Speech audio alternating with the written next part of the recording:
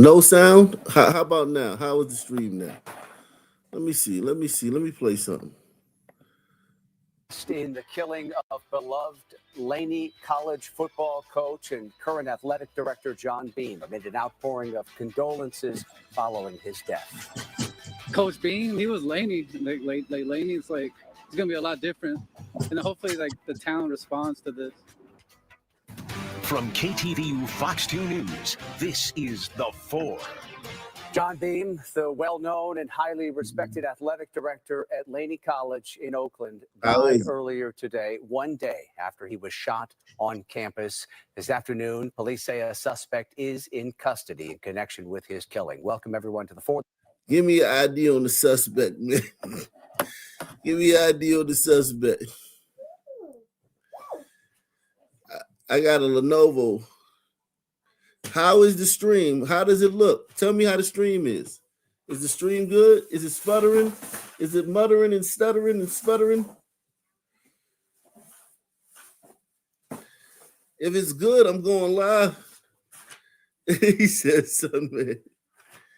How about it's smooth and clear? All right, well, we're going live tonight then. He said guaranteed. This afternoon, I'm Alex Savage.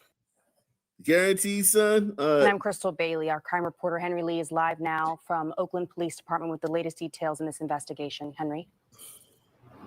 Alex and Crystal, that suspect was arrested early this morning, hours before John Beam was pronounced dead at a hospital, and that suspect booked at about 2 this afternoon on suspicion of murder. My legacy is going to be the young people like you just saw. Iconic Laney College athletic director John Beam, the legendary former head coach, died at the hospital Friday morning, a day after he was shot on the Oakland campus. The loss of such an absolutely incredible human being. Beam was shot at about noon Thursday at the Laney College Fieldhouse. The suspect, 27-year-old Cedric Irving Jr., was spotted by Alameda County Sheriff's deputies. Cedric Irving Jr. Before dawn Friday at the San Leandro BART station and arrested on suspicion of murder. Police said the gun used in the killing was recovered. A motive is unclear. Police say Irving was not a Laney student but loitered around campus. But he did play football at Skyline High School long after. He was not a student. He loitered around campus. This is a Redskin. This is not a Commanders jersey. This is the Redskins, man. I don't know who the Commanders are. I never heard of them. It's Redskins. Yeah, but son, man, loitered around campus, didn't go there. Salute to everybody. How is the stream? Is the stream still? How is the stream doing? How's it holding up? Tell me. Explain to me. Tell me how's it going. I got both the kids here. It's still sputtering. The stream's still acting up. Hi. Hey. Who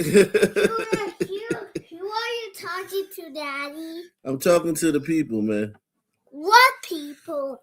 I'm talking to the people on that Daddy talks to on the stream. These are the people that Ock Nation. These are my. Hey, why is another pyramid? Why? That's Ock Nation. That's my. What? These are my people. This is the nation. Yeah, but why is another picture of us? Because we're on live.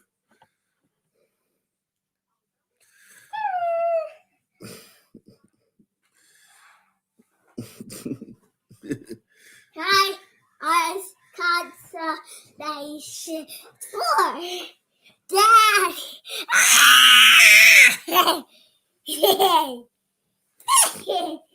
Oh no.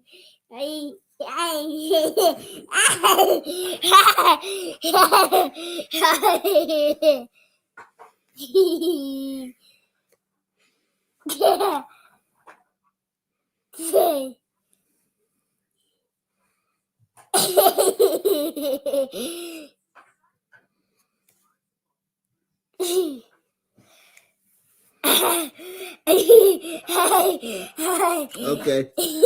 All right. All right, Mina. Okay, Mina. Okay, Mina. Okay.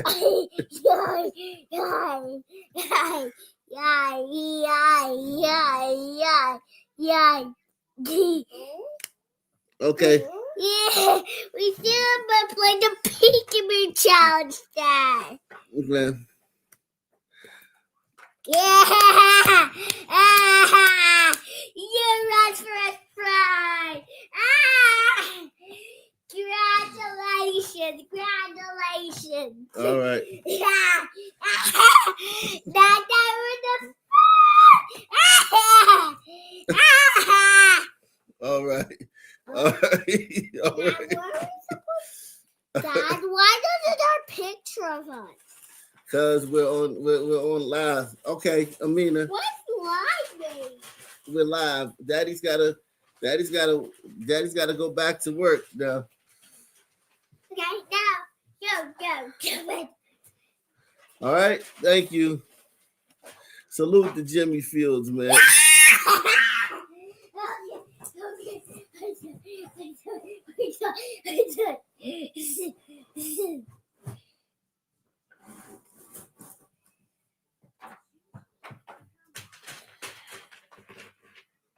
All right.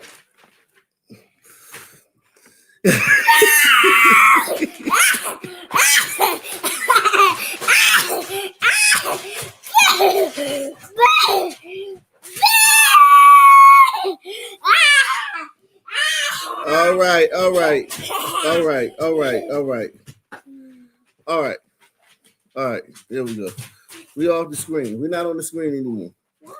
Cause we had fun, and now it's time to go play. Go play with your brother. I thought you were going to buy us a new I am gonna later. We're gonna go to the store later. Don't worry about it.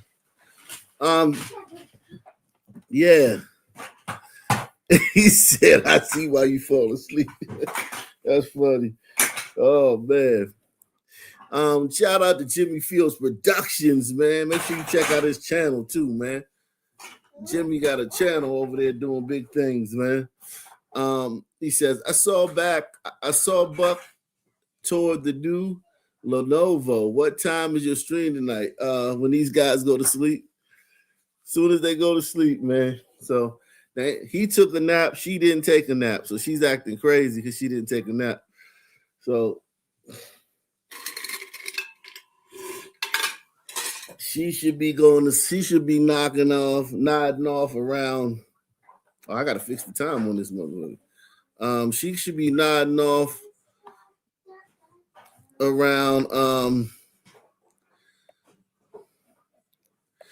let's see, when should she be going to sleep? Oh yeah, she should be going to sleep around, hopefully no later than 7, man. Hopefully no later than 7. But she somehow, some way, she managed to stay up. She manages to stay up.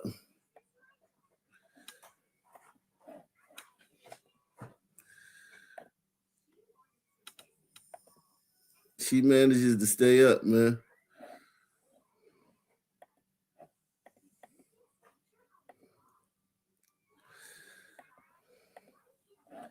She manages to stay up.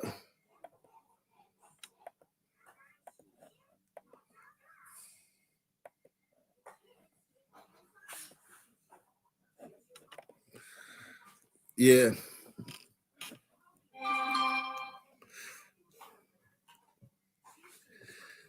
Yeah, so yeah, shout out to Gouch Malo. Gouch Malo is in the building once again. Shout out to my man Barry B. Barry B the other day, man. I didn't get to shout him out. My good. See, I tell y'all when I tell y'all my daughter did something, y'all tell me I'm blaming it on her. Daddy, why would the wheels go? Why would the front wheels move? See, now you done got it wet. I don't know if we can even take this back now. We're gonna try. Just we're gonna take this back. We're gonna take it back. Don't worry about it. We're gonna take it back.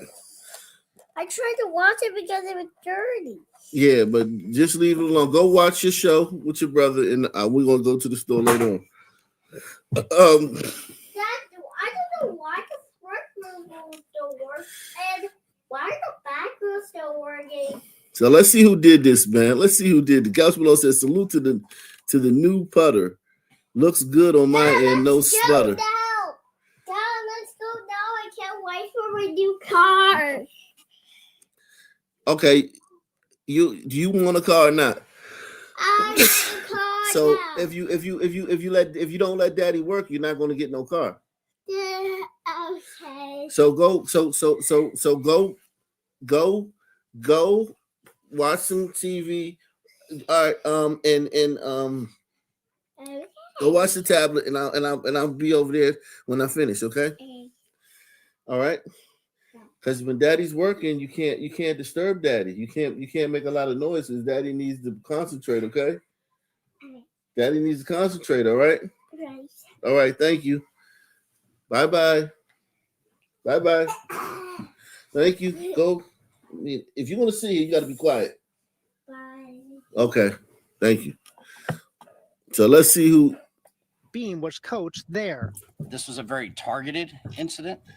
And I will say that Coach Beam, although they did not have a close relationship, was open to helping everybody in our community. Assistant Oakland Police Chief James Beer, who will become interim top cop in 3 weeks when Floyd Mitchell steps down, said police use many camera systems, including those on AC transit buses, to track the suspect down. We looked at every camera that we could legally look at. I will tell you, we used Ring cameras, business cameras, cameras that we have access to. He gave Oakland's youth their best chance, and he never stopped fighting for them. Oakland Mayor Barbara Lee said her nephew played for Beam at Skyline, where a 15-year-old student was shot and wounded a day before Beam was attacked. This is the gun violence crisis playing out in real time. In the places where our young people, staff, and administrators, coaches, everyone should feel safe. Now, the Alameda County DA's office will review the case to determine what charges this suspect could face. He's being held without bail. Alex and Crystal. All right, Henry Lee, live for us in Oakland. Henry, thank you. And Coach Beam was a well-known figure here in the Bay Area's football community, and he helped to launch a number of NFL careers. And for many, his mentoring went beyond the football field. KTVU's Bailey O'Carroll tells us more about Beam's history and legacy. What's our problem? John Beam has been a pillar in the Bay Area for 45 years. Ready? Let's go, break this up. Through football, he dedicated his life to Bay Area youth. Sometimes young people, no one believes in them. Someone has to. So might as well be me. Right? Let's do it. Beam's coach. That's so sad, man. God damn, man. A good white man in the community, man, doing good things, man. And some fucking ape killed him, man. Shit so sad, man. This shit is so sad, man. Goddamn ape just whacked him out, man.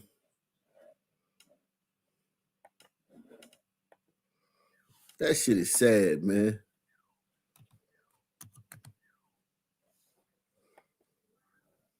So sad.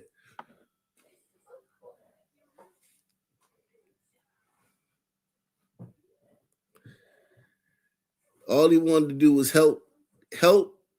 All he wanted to do was help the goddamn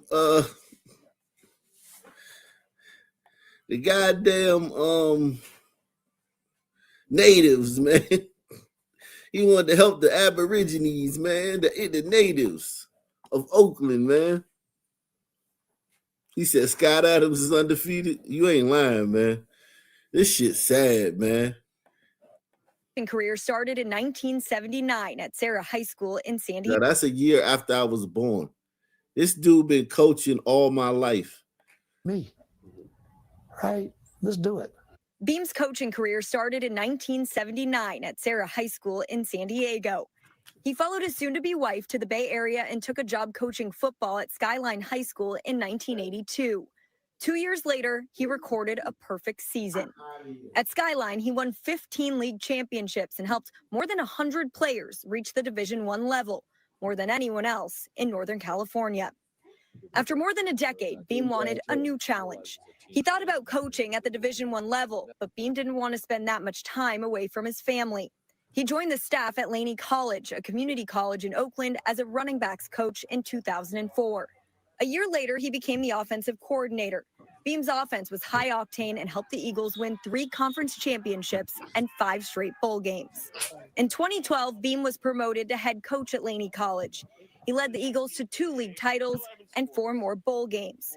Coach Beam's winning ways drew national attention. Welcome to Laney College. Touchdown! The defending state and national champions. In 2020, Beam's Laney College program was selected by Netflix to be a part of its Last Chance U series, a popular show that follows small college football programs. In 2024, Beam stepped away from coaching because of the changes in college football. The college landscape's changing in a lot of ways with the NIL and transfer portal. And, you know, for me, it was always about teaching young men or young women, you know, student athletes, you know, how to be, you know, how to fit into society and do certain things like, you know, be true to your word and commitment. The new world order is to change schools and go to the highest bidder. I didn't want to be a part of that. Beam couldn't stay far from the field. He stayed on as Laney College's athletic director. Between Laney and Skyline, Beam has produced more than 20 NFL players. 7 of them played in a Super Bowl. Beam was. Yo, that's amazing for a junior college coach, man. He produced, wow. That's absolutely amazing for a junior college coach, man. Produced that many ball players, man, playing in the NFL. Jeez.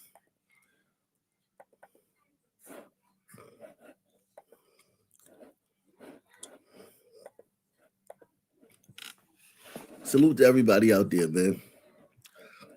Salute to everybody out there. Salute. Nate Ways in the building. Yeah, man. She, oh my God. And this little dude keep walking in the damn kitchen. 66 years old.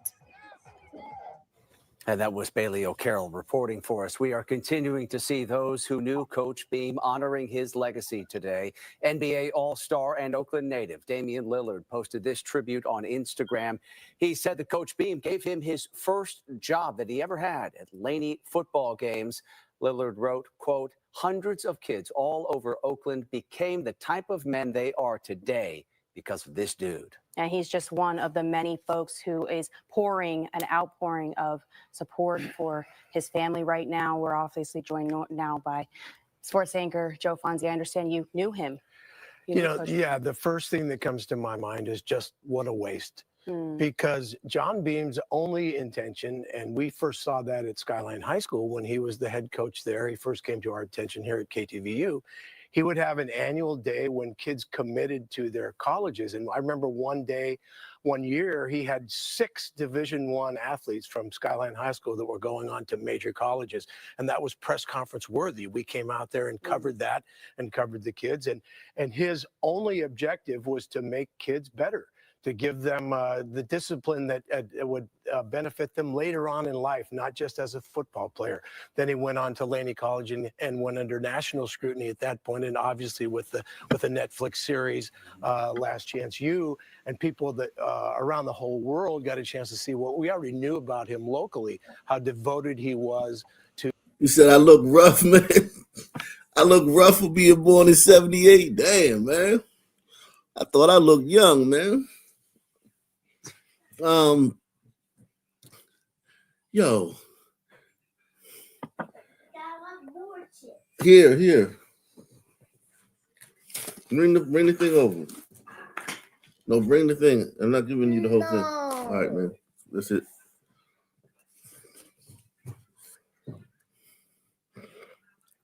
Salute to Wag the Dog, man. He says, "Sorry, this story messed me up.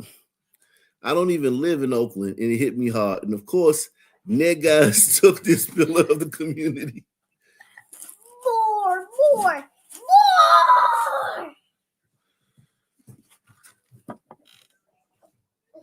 Jesus Christ. He said, of course, niggas took this pillar of the community. from him. In the end, he should have got away from it. Yeah. Listen, Scott Adams, somebody mentioned earlier about Scott Adams, my boy. Scott Adams said that, man. All he ever tried to do was help black people.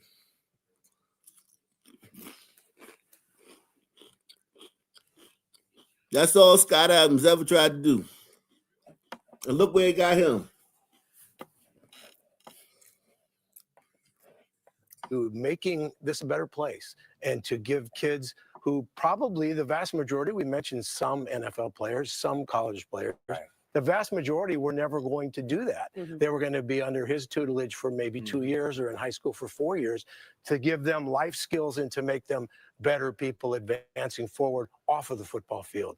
And that's what's such a loss to me about this, that those skills are going to be lost with a guy who was still doing those things as athletic director at the college there. Yeah, especially at a place like Laney College, right? I mean, obviously, as you point out, I mean, he helped to launch some professional careers, but that wasn't what his career was about. He was driven by this intense focus on trying to reach young people and teach them some of these valuable life lessons. Why do you think Coach Beam was so effective at being able to connect with the young athletes that he was involved with? I think with good coaches, it's a combination of you have to know football. They're gonna see through you in a second if you don't. So you have to know football. Yeah. But then the really good coaches on any level, high school level, professional level, are the ones who can also connect as human beings. You have to get to know the people, and it's maybe a sports cliche, but there are some guys that need to have their arm put around them and some that need a kick in the butt. Yeah. And identifying those and being able to do that. And I've said this before about sports, it really is a metaphor for what life's supposed to be about. Collectively, we're one thing, and if we pull together, we can be something bigger. Yeah. And he was able to do that with his connection with the players. Yeah, he had a big heart, but he was also tough. He was a disciplinarian. Right. You mentioned it before you came on the show about his premiere on Last Chance U. He wasn't always easy on these guys, right? No, that's absolutely right, because he taught them discipline, and we're back to the same things that he did, which were life skills, not just football skills. He was trying to teach his kids what happens after. My high school coach, John Bortnaby, oh man, he was a prick. He was a ball-busting prick. We ran so many suicides in practice. Dude. He would, at the beginning of every practice, everybody would shoot a free throw. And he'd count up the misses. And that's how many suicides we had to run. To start practice, the beginning of practice. Because he wanted you to be able to shoot free throws late in the game when you were tired. Then anything that happened during practice, any major screw up, or even if it was minor, if he had a bad attitude that day, get on the line, run suicides. A suicide from the baseline to the foul line, back to the baseline, to half court, back to the baseline, to the other foul line, back to the baseline, to the other baseline, and back to the baseline.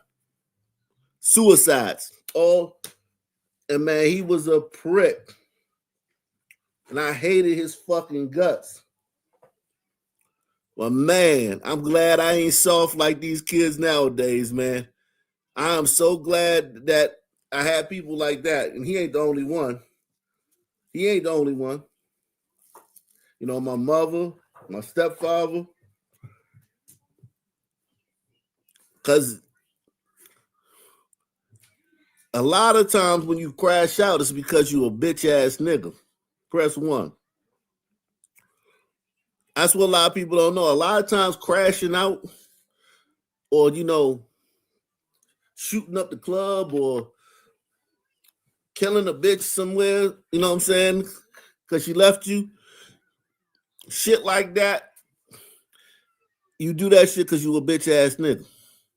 Or let me put it in terms of all races, you soft, you a weenie. You're a weenie. And you can't live with defeat. You can't live with things not going your way. You can't persevere. You can't dig down deep and come out of a hole. Or you can't come out of one hole, fall in another hole, come back out of that hole, immediately fall in another hole, come out of that hole, immediately fall in another hole, come out of that hole, fall in a bigger hole, come out of that hole, fall in a bigger hole, come out of that hole, and then finally be good for like 2 weeks until you fall in another hole. That's how life is, man.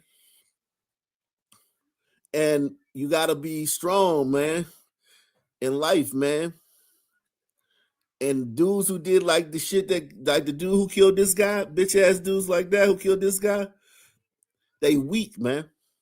They're weak. They crash outs.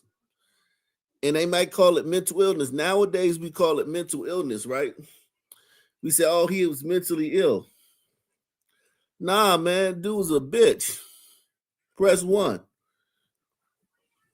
That dude wasn't mentally ill. That dude was a bitch.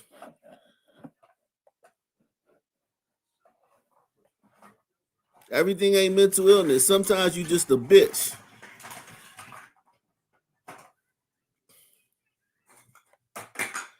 Everything ain't mental illness. Sometimes you just a bitch. And you can't handle somebody saying something you don't like. You can't handle somebody being hard on you. You can't handle somebody telling you no when you really want something or you think you really want it.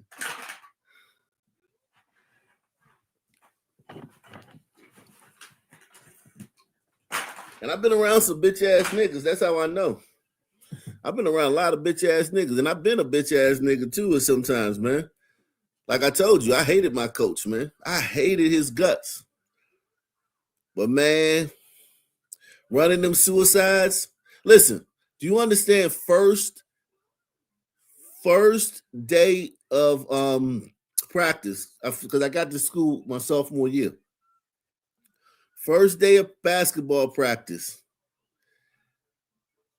It was like 40 guys there, 30, 40 guys there, right? More than that. Just like the gym was just packed, right? A lot of people wanted to walk on to the team, right? Wanted to try out for the team.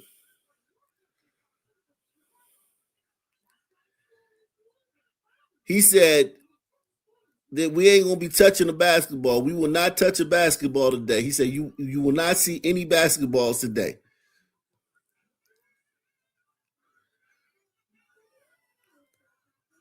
He sent everybody back to the dorm to go get their running shoes. Get your running shoes. If you got some running shoes, go get some running shoes. We're running the cross-country course. How many of y'all ever ran a cross-country course?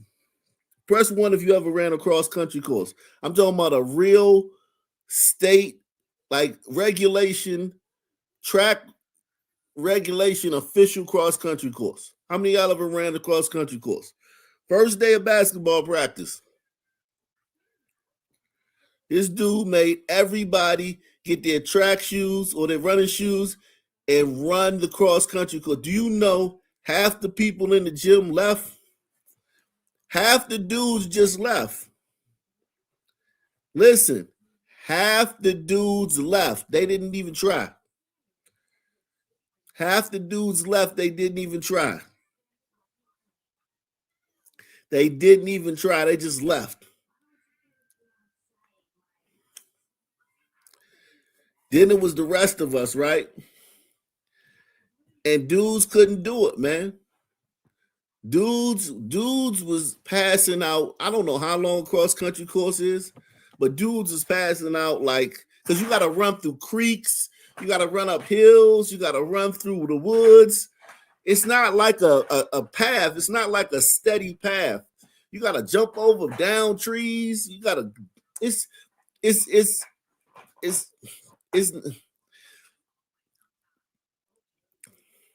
and I was a chubby kid. I was kind of chubby, right? I was out of shape too. I wasn't expecting that, man. No. Okay, sorry.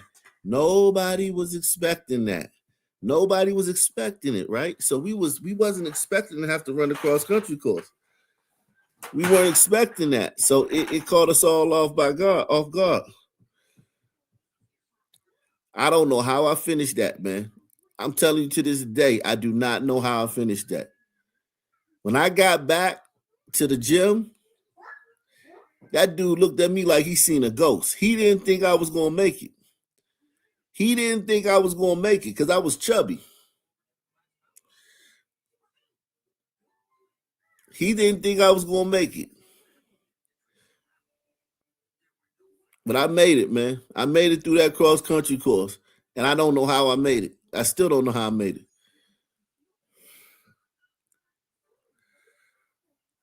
And everybody who quit was off the team. Everybody who left was off the team.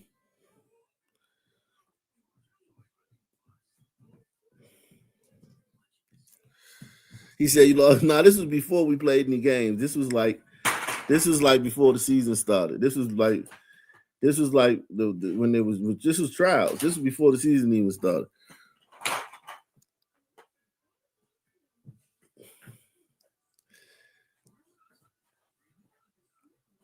And listen, we hated him. All of us hated him. All of us hated him.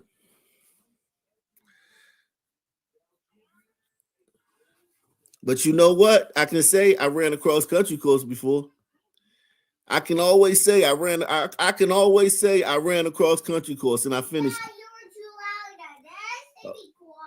Okay, I'm sorry. I can always say that I ran a cross-country course. You know what I'm saying? But yeah, man. I know these type of coaches, man. I played for these type of coaches, man. I know that. I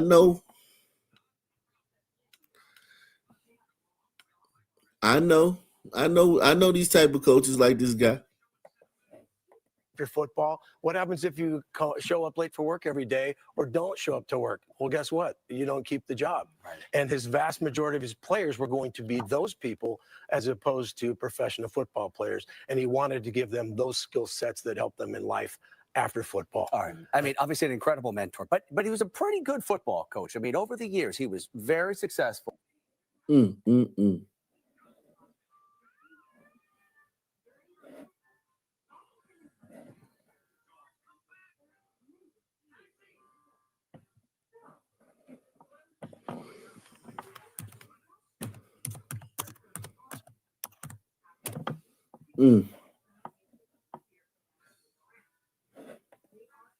Tonight, Oakland police say they have arrested the man who shot and killed the beloved football coach and athletic director at Laney College, John Beam.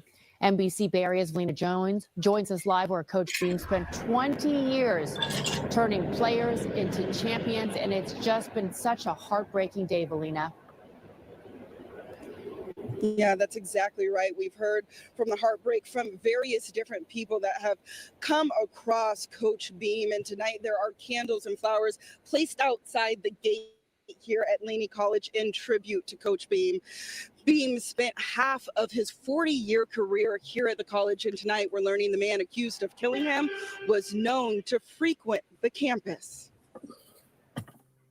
Tonight, police say they believe 27-year-old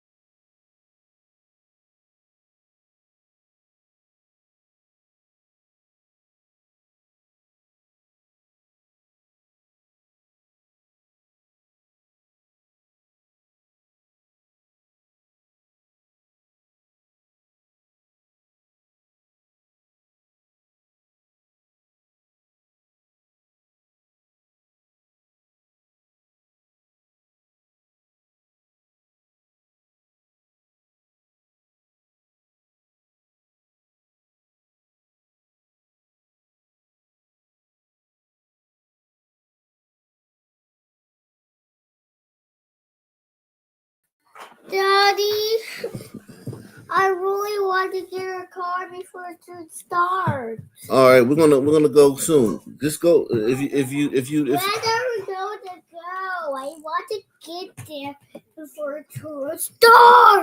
If you let me do this, then we're gonna do it. If you don't let me do this, we're not gonna get it. So go ahead. So why are you taking so long? Why are you taking so long to do it? I want you to go faster. All right, go put your shoes on. Get your shoes on and get your coat on.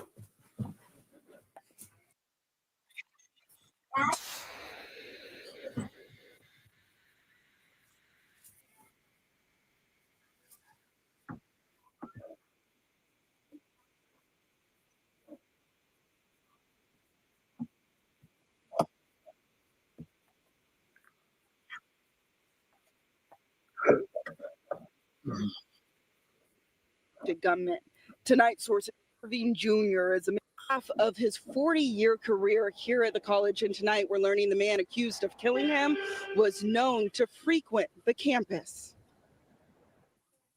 Tonight, police say they believe 27-year-old Cedric Irving Jr. is a man who shot and killed beloved former Laney College football coach and current athletic director John Beam. Authorities say they arrested Irving around 3 this morning at the San Leandro BART station after a massive manhunt. It's completely unacceptable for our children and our community members to be exposed to violence like this. Beam was shot inside the Fieldhouse building at Laney College yesterday afternoon and passed away this morning. Yesterday, authorities released this photo to several police agencies as they tried to find the suspected gunman. Tonight, sources confirmed this is Irving Jr. entering the Fieldhouse. We've learned. Yeah, salute to you, man. Yeah, man.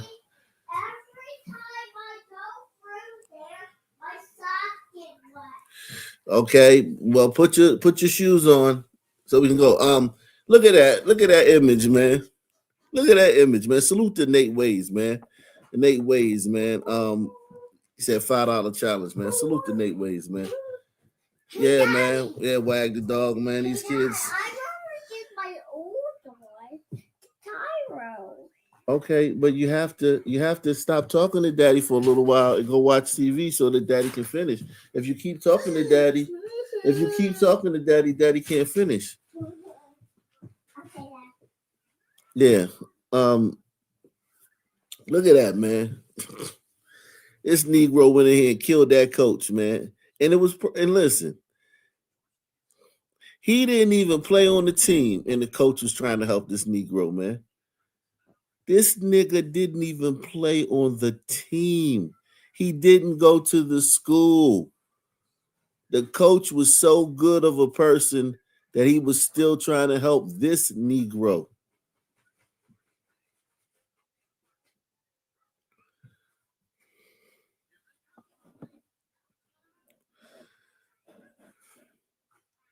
Think about that, man.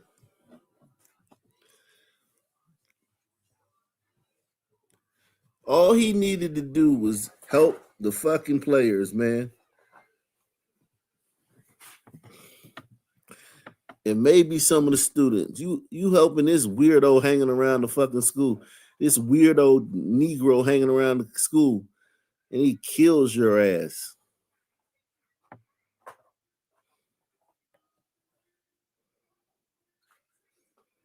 Authorities released this photo to several police agencies as they tried to find the suspected gunman. Tonight, sources confirmed this is Irving Jr. entering the Fieldhouse. We've learned Irving is a former Skyline High School student and football player, but sources say he did not attend Skyline while Beam was a coach there. Police say Irving knew Coach Beam, but tell us they did not have a relationship. Tonight, the investigators are calling the shooting targeted. This is not uncommon for him to have a relationship with someone that he would think needs help. In this case, I can just tell you that the individual that was arrested went specifically to the campus for a specific reason. The suspect's brother tells NBC Bay Area Irving practiced with the Laney football team at some point, but was never formally on the team. OPD says Irving was known to loiter around the campus, adding technology helped track him from Oakland to San Leandro after the shooting. Police also say they recovered a gun. John was so much more than a coach. He was a father figure to thousands of not only men, but young women in our community. Former Oakland Deputy Chief and current Piedmont Police Chief Fred Chavis first met Coach Beam in 8th grade and is a longtime friend. Today, he shared a message from the family during a press conference. We are devastated that John Beam, our loving husband, father, grandfather, brother, uncle, coach, mentor, and friend, has passed. Our hearts are full from the outpouring of love and support. Mayor Barbara Lee calls Beam's death part of the gun violence crisis in the city. Tonight, she is also honoring Beam's legacy. Coach Beam's legacy isn't measured in chance. Yo, didn't they just have a black mayor? Hold on, this is Oakland, right? No, San Francisco had a black mayor. Oakland had a Chinese mayor. Yeah, Chinese woman was the mayor. Chinese woman was the mayor. Okay, yeah. San Francisco had the black mayor. Black woman mayor. So now they got a black woman mayor. Yikes. Yikes. Championships or statistics, even though they are great. It's measured in the thousands of young people he believed in, mentored, and refused to abandon. Think about how many hard rocks this nigga dealt with in Oakland. Think about how many real, like I'm talking about real, like guys, like real gangster, real thoroughbreds he dealt with. And he got killed by this weird ass transient fucking loitering creep motherfucker. That's crazy, man. That is so crazy, man. That is so crazy, man. Thanks for joining us for our midday newscast. I'm Marcus Washington. And I'm Laura Garcia. Developing right now, an arrest has been made in the shooting of a beloved and legendary former football coach and athletic director at Oakland's Laney College. NBC Bay Area's Ginger Conejero saw live for us this midday. Ginger, I know you've been out there speaking with investigators. This coming in just, a few hours ago. What do you know so far? That's right, Marcus. Oakland police confirms an arrest has been made in the shooting of John Beam. And that arrest, we're told, was made overnight around 3 a.m. Outside the city of Oakland. Now, sources also confirm that the suspect in custody, that man arrested, is Cedric Irving. OPD breaking the news of the arrest on social media this morning with a straightforward caption, quote, "An arrest has been made in yesterday's shooting on the Laney campus. More details to come." This morning, sources have provided us this picture, which we're told was circulating among law enforcement as police conducted a massive manhunt looking for the suspect. We need to note, however, it is unclear if this is Cedric Irving, the person who has now been taken into custody. What is clear is that many are hoping the overnight arrest of a suspect will lead to more answers about why legendary former coach and current athletic director John Beam was shot on campus at Laney College. The shooting happened yesterday just before noon inside the campus fieldhouse building, and it forced the school to go into lockdown mode. Per sources, Coach Beam was shot in the head, and he remains in critical condition at Highland Hospital.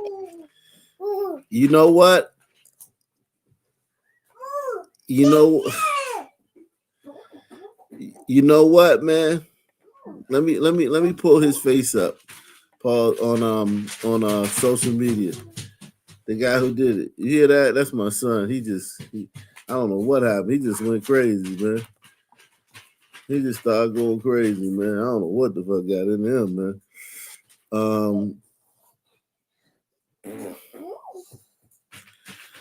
I don't know what the hell just got into him.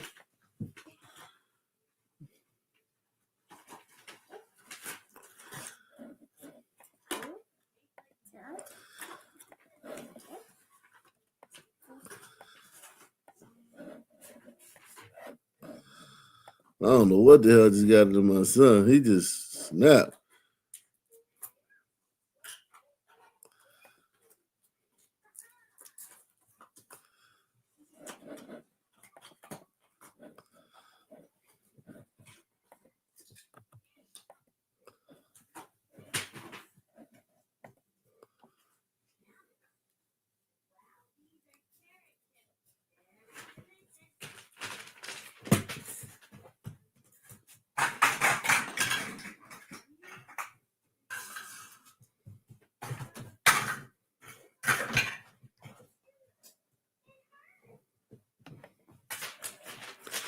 Oh shit! They blocked me from logging in. Okay.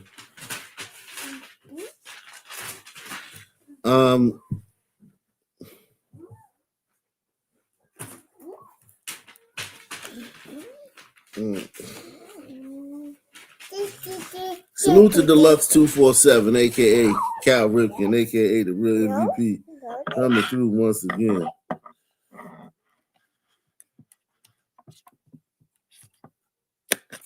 Hey man, stop that, man.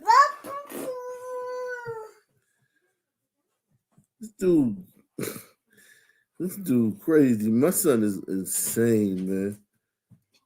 He a maniac, yo.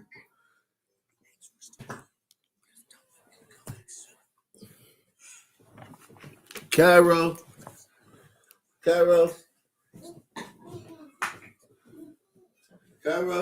look.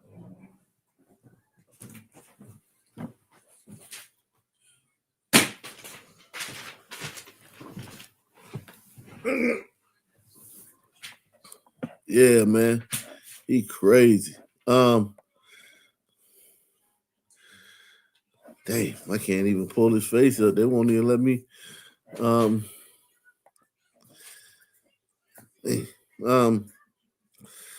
yeah, anyway, I think they got something with this guy's family talking. Today said Coach Beam knew his killer, and it was a targeted attack. 27-year-old Cedric Irving Jr. was arrested early this morning at a BART station in San Leandro. The big question this afternoon is why. The acting police chief says Irving is a former high school football player at Skyline High, but never played for Coach Beam. Police say the two knew each other, but they did not have a close relationship. This was a very targeted incident. And I will say that Coach Beam, although they did not have a close relationship, was open to helping everybody in our community. And this is not uncommon for him to have a relationship with someone that he would think needs help. In this case, I can just tell you that the individual that was arrested went specifically to the campus for a specific reason. Police reviewed hundreds of hours of surveillance footage to track down Irving, and they say bus footage helped identify him. Police say he had a gun that matched the caliber of shell casings found at the scene. Beam was a football icon in Oakland and around the Bay Area. He left a mark on young players on and off the field, boys and girls, at multiple schools. KCRA 3's Michelle Bandor live in our newsroom with how people are remembering him. Well, John Beam has been a fixture in Bay Area athletics for more than 4 decades. He caught national attention in 2020 when his football program was featured on the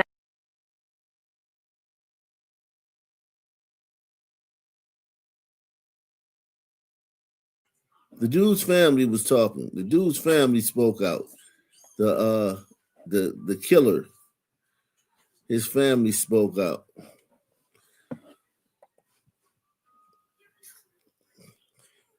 Is this it? Here we go.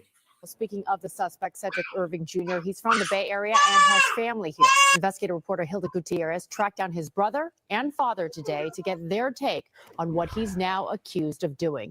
She joins us now. And Hilda, what have you learned? Yes.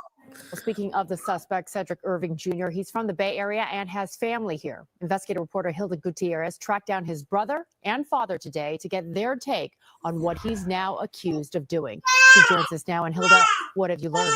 Yes, family and neighbors are in shock after learning of Cedric Lee Irving's arrest and connection to the Oakland legendary coach's death. They shared with me what they knew about Irving and what they never expected. This is a picture Samuel Irving shared of him with his older brother, identifying Cedric Lee Irving as the person on the left. Hearing about my brother's arrest shocked me a lot, made me tear up. I couldn't believe, he would have done such a thing like this. I wish he would have just came, to his family for help or advice or just anything, because we're family. Samuel says he notified his parents of Cedric's arrest and they were just as heartbroken. At an address listed for Irving's father in Ashland, a man holding back tears opened the door and spoke with us briefly. I don't want to talk right now, okay, because, I don't know what's going on, and till all the facts come out, because I don't know what's going on, okay?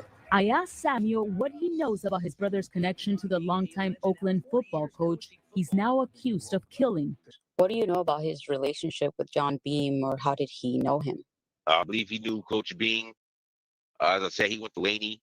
I'm not too sure if he played. I know he practiced with Laney for a little while. I'm not too sure for how long or when he started or when he stopped.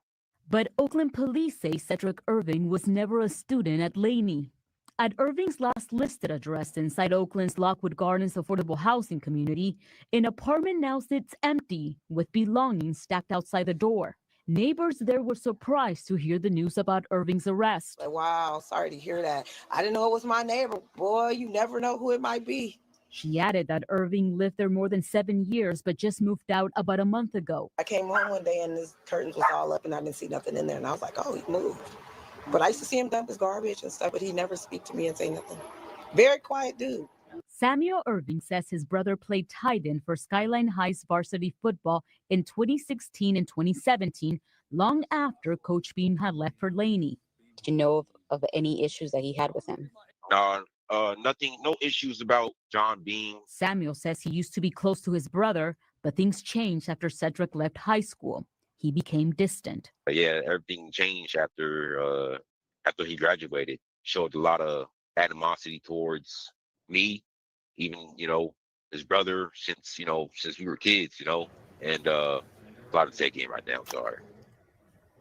Yeah, Samuel says he last spoke to his brother about 5 months ago. He says Cedric stopped calling him and his parents, and that he knew his brother worked as a security guard at some point, but did not know that he owned a gun or had any other issues.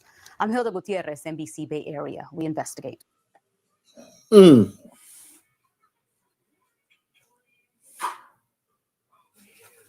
Wow.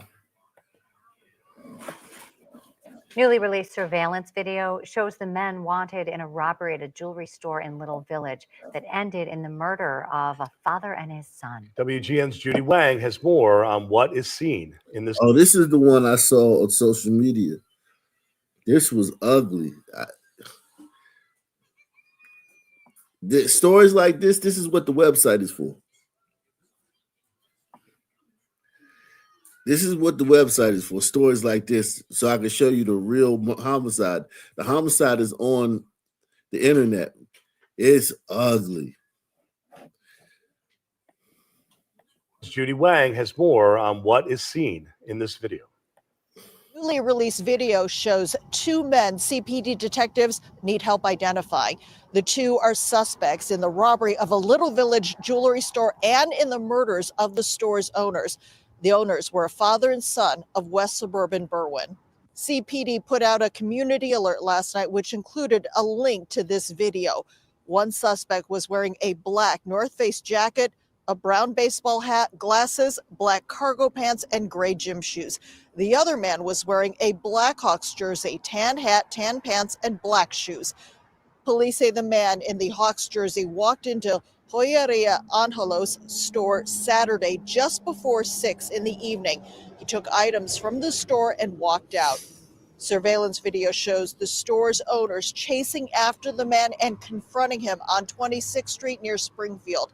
Seconds later, shots were fired. The suspect was last seen going south on Springfield in a white SUV. Police arrived to find 16. That's crazy. Chasing some sun turds who just robbed you.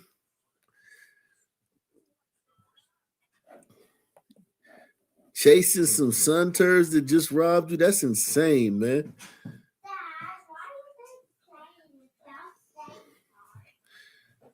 You gotta let that go. The store's owners chasing after the man and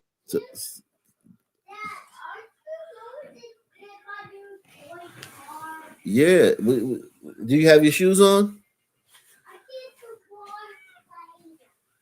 Do you need some shoes? Do you have shoes on? Okay, then get some more then. This is crazy. This is bananas. And then look, the old man. This is the older one. I think he like 60 something. Look at this in the middle of the street. confronting him on 26th Street near Springfield. They got the footage of the aftermath. They got the footage of them laid out in the street, man. He stretched, this Sun Man stretched him. This was a rare Sun Man. He had aim and he had a finito. He had a finito gun game. He finitoed them. Seconds later, shots were fired. The suspect was last seen going south on Springfield in a white SUV. Police arrived to find 63-year-old Faustino Alamo Dominguez and his son, 25-year-old Luis Angel Alamo. Look at these people. Came to America when niggas need SNAP benefits. These motherfuckers ain't need no SNAP benefits. They came to America and lived the dream without SNAP. Without SNAP benefits, man. They made their own SNAP benefits.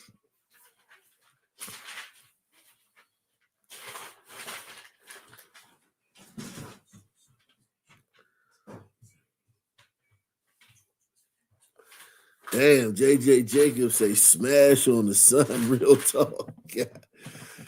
Damn, they made their own SNAP benefits. They ain't need no government assistance. On the ground, both of them had been shot several times. It is unclear what role the second suspect played in the incident. If you can identify the two men, you can call Chicago police or submit a tip at cpdtip.com. Also, Cook County Crime Stoppers is offering a $10,000 reward for information leading to an arrest. Outside the 10th District Station on the west side, Judy Wang, WGN News.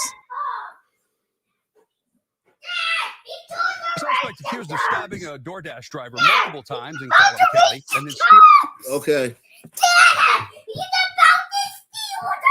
Okay.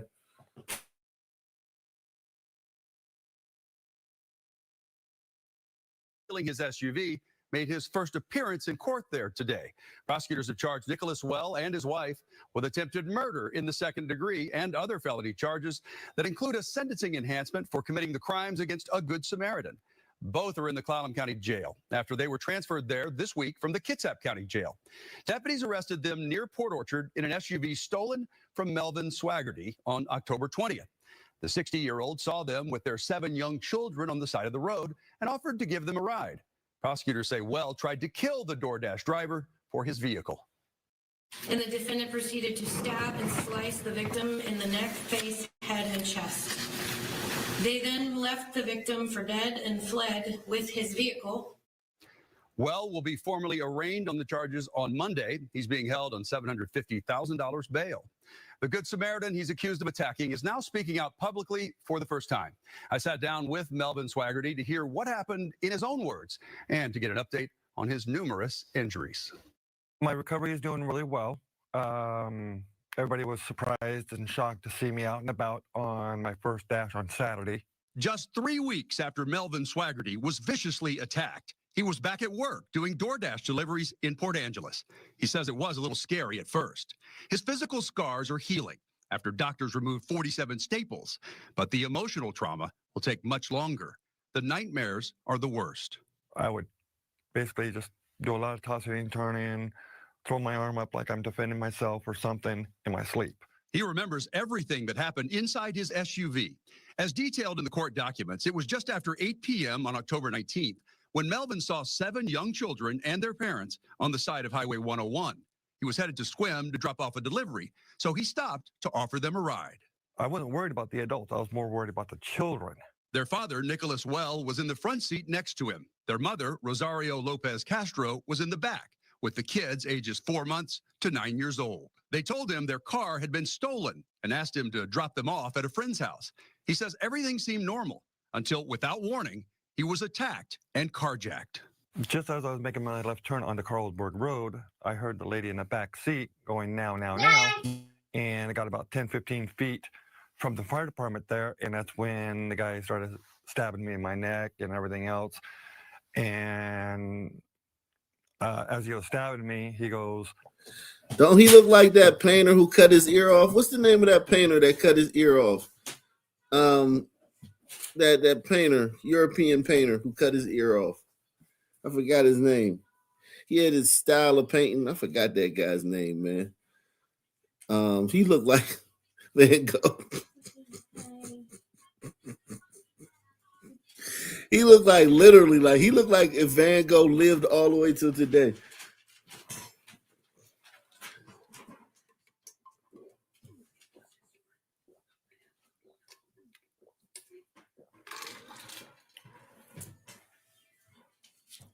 He literally looked like if Van Gogh was still alive today. Freddy Krueger, facts. Freddy Krueger with a 5 o'clock shadow and shit.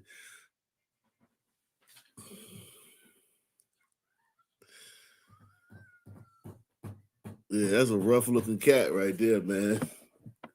Salute to him, man. why don't you die? Melvin doesn't remember if he threw himself out of the SUV or if he was pushed out. A driver behind him saw what happened, called 911, and stopped to help. I was on my hands and knees, and I see this pile of blood in front of me on the ground, and I saw my phone next to me had blood on it too. Don't know where my glasses went to, or anything like that. But yes, the Good Samaritan, whoever that was, I'd like to thank him in person. Saved your life. He did. Melvin was rushed to Harborview, where doctors told him they revived him after he died during surgery. Do you regret stopping to pick them up? Concerning the fact I almost died, yes. Kitsap County Sheriff's deputies found his stolen SUV about 8 hours later with the family still inside. Have you gotten your car back? Nope. Do you want it back? No. I don't want to be anywhere near it. I don't want to see it. And I don't even want it back at all. The reason why is because after I found out from the detective that it's considered as biohazard, it's got my blood in it from the windshield all the way back. Court documents show Lopez told detectives they were paranoid because people were after them and wanted to kill their family. She told detectives it was because her husband knew the location of a, quote, secret biker dope recipe. She said they thought Melvin was working with the group. This couple thought you were part of some conspiracy. That's what I was told, yes. To murder their family. Moved by the kindness Melvin showed to the family and by the photos of his injuries, hundreds of people have donated to a GoFundMe to help him. What's your reaction to the amazing amount of support that you have received so far?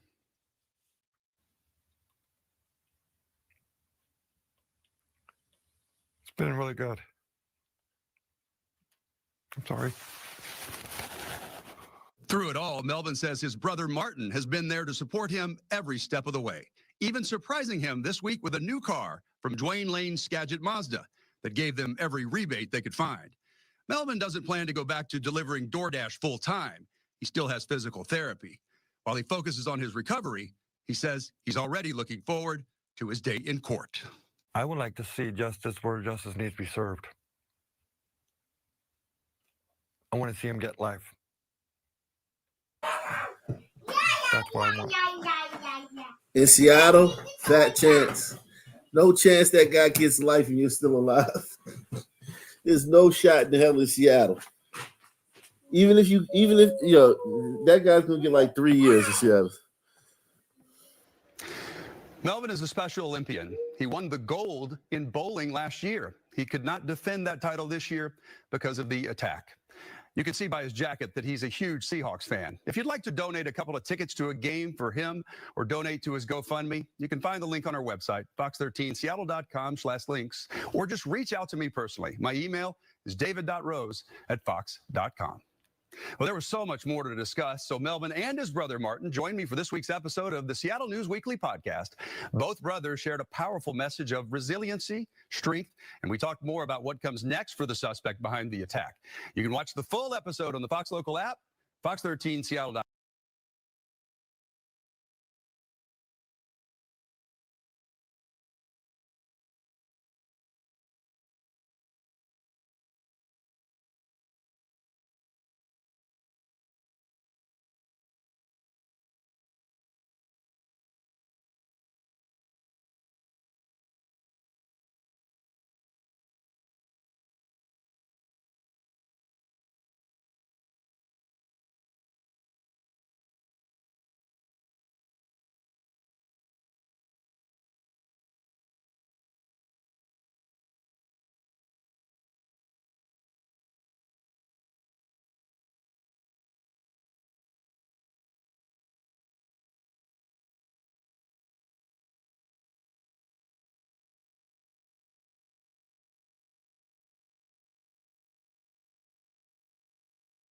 Well, developing tonight, 9 current and former Philadelphia police officers are facing some criminal charges, accused of scheming both an anti-violence grant program and the police department. I exclusively spoke with the organization involved, who says they're shocked about the officers' alleged wrongdoing. But let's get right over to Action News reporter Leland Pinder, who's been digging through these charges. He is live at police headquarters. Leland, what is the latest? Well, Christy, these are veteran police officers we're talking about on the force anywhere from 10 to 29 years. 9 in total are now facing charges. 5 are active duty, while 4 left the department or retired before these charges were filed. The Guns Down, Gloves Up Youth Boxing Initiative was a program created coming out of the pandemic designed to be a positive and safe outlet for kids. But these officers are now accused of receiving payments from the grant-funded program while also collecting city paychecks, sometimes during scheduled shifts. Commissioner Bethel has suspended those 5 active duty officers for 30 days with the intent to dismiss after the filing of these criminal charges. The police department says photos are not yet available, but the active duty officers facing dismissal are listed on your screen right now. Each faces conspiracy, theft, and receiving stolen property charges. The 4 former officers listed here also face similar offenses. Action News spoke exclusively with the founder of the organization, who says he's shocked by the allegations. Today was a good and a bad. The good was we put a stop to the crookedness with the cops stealing people like my brands and then misusing it and damaging it. You know, and the bad thing is, you know, a lot of people can't tell when you say Guns Down, Gloves Up, there's different platforms. Commissioner Bethel called the situation deeply troubling, saying in part, all Philadelphia police officers are expected to maintain the highest level of professional and ethical standards. However, I am particularly disappointed by the involvement of a former commanding officer. And police say this was an extensive investigation beginning back in 2023. At that time, those active duty officers were placed on administrative duty while all of this played out. The DA's office now in charge and handling the criminal proceedings involved. Live from outside police headquarters, Leland Pinder, Channel 6, Action News. Christy. Yeah, black eye for the department for sure. All right. Wow. Wow. Uh-oh, this is the end of this. President Donald Trump says this is the end of the Epstein thing. It's over now. The Democrats is going to stop suddenly caring about the Epstein files. Watch. President Donald Trump says he's directing the Justice Department to investigate Jeffrey Epstein's involvement with former President Bill Clinton and other prominent Democrats. It comes after the release of new documents from the Epstein estate, which mentioned Trump. Finally, remember I told you I was tired of the Epstein thing? We're finally over it. We're not going to hear any more about it. Press 1. We're not going to hear any more about this Epstein thing. Finally, thank God, man. Because I'm tired of this shit. President Donald Trump says he's directing the Justice Department to investigate Jeffrey Epstein's involvement with former President Bill Clinton and other prominent Democrats. It comes after the release of new documents from the Epstein estate, which mentioned Trump repeatedly. The House is now just days away from voting to release even more files. We get the latest tonight now from ABC's Olivia Rubin. Days before an expected vote on Capitol Hill to release the files held by the Department of Justice concerning Jeffrey Epstein, President Trump now directing criminal investigations into Democrats named in the files, despite his own name appearing multiple times. Trump ignoring questions from reporters about the records released this week. Mr. President, can you respond to these Epstein emails that were released today? But on social media today, Trump... First of all, Trump is not a little kid, whatever. Or did you read the transcripts? Did you read the transcripts? Bucking Bronco? Everybody in there said he didn't do anything.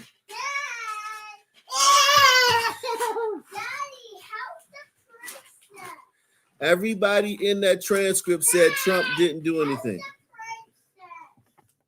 Times. Trump ignoring questions from reporters about the records released this week. Mr. President, can you respond to these Epstein emails that were released today? But on social media today, Trump calling it a hoax, writing that he will ask the Attorney General, the DOJ, and the FBI to investigate, quote, Jeffrey Epstein's involvement and relationship with Bill Clinton, Larry Summers, and Reid Hoffman. Those names and others appearing in Epstein's newly released emails this week, but Trump ignoring his own mentions. In one 2011 email, Epstein writing, I want you to realize that that dog that hasn't barked is Trump. Victim spent hours at my house with him. He has never once been mentioned. Trump has denied any allegations of wrongdoing. These emails prove absolutely nothing other than the fact that President Trump did nothing wrong. And despite this new directive, earlier this year, DOJ and FBI saying their investigation, quote, did not uncover evidence that could predicate an investigation against uncharged third parties. And now Attorney General Pam Bondi says she will follow the president's directive, saying she has asked the U.S. Attorney for the Southern District of New York to take the lead on this investigation. That office, of course, already prosecuted Ghislaine Maxwell and indicted Epstein before he died by suicide. Hey, Buck and Bronco, you can't charge somebody with doing nothing. What are you gonna charge me with? Hey, we're charging you with being called a pervert. Yo, man, Buck and Bronco is crazy. He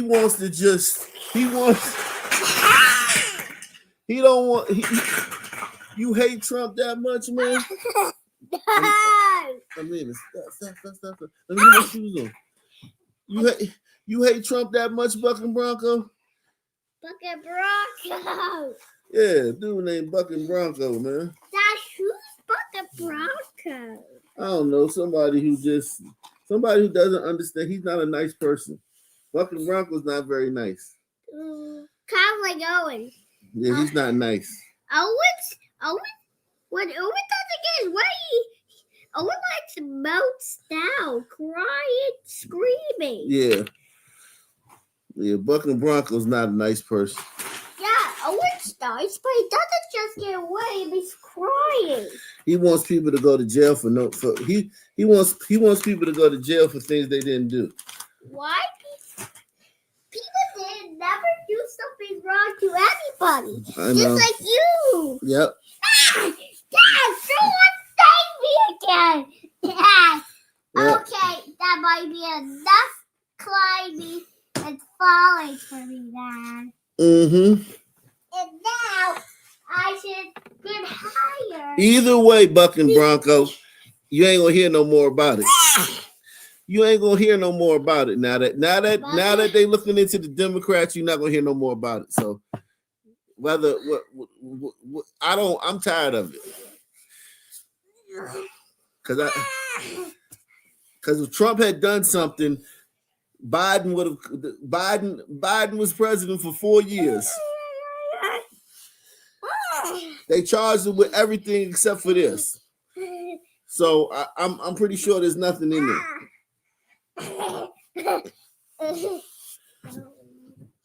They charged him with everything except for this. The last when Biden was in office. Why didn't they charge him with this? They had it because there's nothing there.